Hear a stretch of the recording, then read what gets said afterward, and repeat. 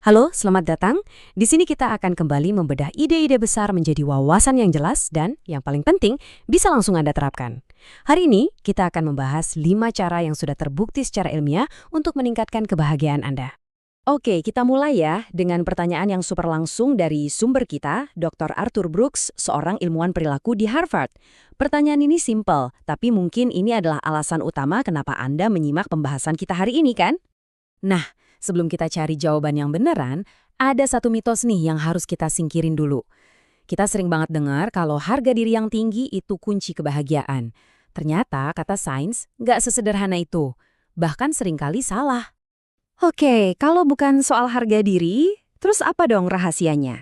Nah, ayo kita lihat langsung cetak biru yang udah disiapin sama para ilmuwan. Kita cari bukti konkret yang mereka tawarkan buat kita bisa mendapatkan kebahagiaan yang awet. Sebuah studi besar yang diterbitkan di Journal of Happiness Studies berhasil mengumpulkan daftar berisi 68 teknik kebahagiaan yang berbeda-beda dari berbagai literatur ilmiah. Bayangin deh, ada 68 cara. Banyak banget kan? Nah, setelah daftar panjang itu terkumpul, para peneliti lalu meminta para ahli top di bidang ini buat ngurutin semua teknik itu, dari yang paling efektif sampai yang paling nggak efektif. Hasilnya, jadilah sebuah panduan yang definitif. Jadi, lupain deh tren-tren yang aneh-aneh. Ini dia 5 teknik yang paling manjur menurut sains, dan enaknya bisa langsung Anda coba hari ini juga. Ini bukan soal ngubah filosofi hidup yang ribet, tapi soal hal-hal praktis yang bisa bikin Anda tidur malam ini dengan perasaan lebih bahagia daripada pas bangun tadi pagi. Oke, siap? Kita masuk ke yang pertama, dan ini yang paling penting. Teknik nomor 1 itu soal berinvestasi pada hubungan Anda dengan orang lain.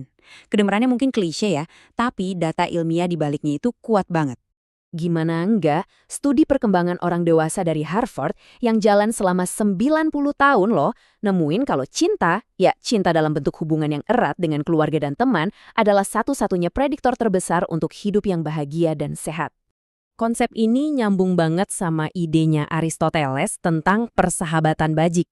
Dan ini bukan cuma soal teman-teman yang udah ada sekarang loh, tapi juga soal membangun koneksi baru berdasarkan minat yang sama.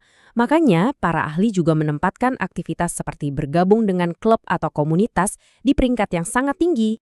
Oke, lanjut ya ke teknik nomor 2. Yang ini fokusnya adalah menjaga pikiran kita tetap aktif. Tapi ini lebih dari sekedar baca buku ya. Ini soal menumbuhkan rasa penasaran yang gak ada habisnya. Sains nunjukin kalau rasa ingin tahu atau minat itu salah satu emosi positif dasar kita. Artinya apa? Artinya, kita ini dari sananya emang dirancang buat ngerasa puas pas lagi belajar sesuatu. Ini tuh udah jadi kebutuhan bawaan kita sebagai manusia. Nah, ini dia kuncinya. Belajar hal-hal yang sebetulnya gak wajib Anda pelajari.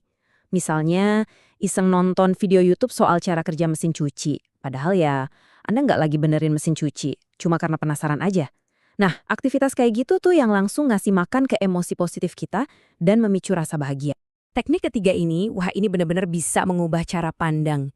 Intinya adalah keluar dari drama kecil-kecilan di kepala kita setiap hari dengan cara memperluas perspektif kita. Dr. Brooks nyebut ini paradoks kelas astronomi. Jadi ceritanya, mahasiswa seringkali ngerasa lebih bahagia setelah kelas ini. Kenapa? Ya karena mereka jadi sadar kalau dilihat dari skala alam semesta yang maha luas ini, masalah-masalah kita tuh jadi kelihatan kecil banget kan? Dan enaknya, efek zoom out ini bisa kita dapetin setiap hari loh. Caranya macam-macam. Bisa lewat keyakinan, mendalami filosofi, atau sesimpel jalan-jalan di alam sambil mengagumi kebesarannya. Sekarang kita ke nomor 4, dan ini mungkin agak mengejutkan nih. Ternyata olahraga itu bukan teknik buat nambah bahagia, tapi justru buat ngurangin rasa tidak bahagia. Loh kok bisa? Ini penting banget buat dipahami. Ternyata rasa bahagia dan gak bahagia itu bukan lawan kata. Mereka itu bukan kayak sisi koin yang berlawanan. Justru mereka adalah dua sistem yang berbeda di otak kita, dan kita bisa mengaturnya secara terpisah. Jadi gini, olahraga mungkin nggak langsung bikin kita hore-hore bahagia, tapi olahraga itu super efektif buat ngurangin emosi-emosi negatif. Nah, kalau yang negatifnya berkurang, kan otomatis tingkat kesejahteraan kita secara keseluruhan jadi naik dong. Jadi, fokusnya adalah mengurangi yang negatifnya. Oke, kita udah bahas 4 teknik inti. Nah, sekarang yang kelima, dan bisa dibilang ini puncaknya.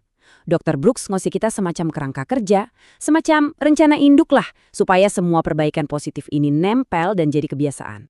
Cuma ada 3 langkah simpel, tapi dampaknya luar biasa. Ini yang bisa mengubah sebuah ide jadi bagian dari hidup kita selamanya. Pertama, pahami. Kedua, praktikan. Dan yang ketiga yang paling penting, ajarkan.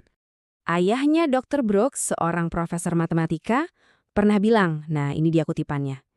Intinya, saat kita mengajar atau ngejelasin sesuatu ke orang lain, saat itulah kita benar-benar nguasain ilmunya. Saat itulah pengetahuan itu jadi milik kita seutuhnya.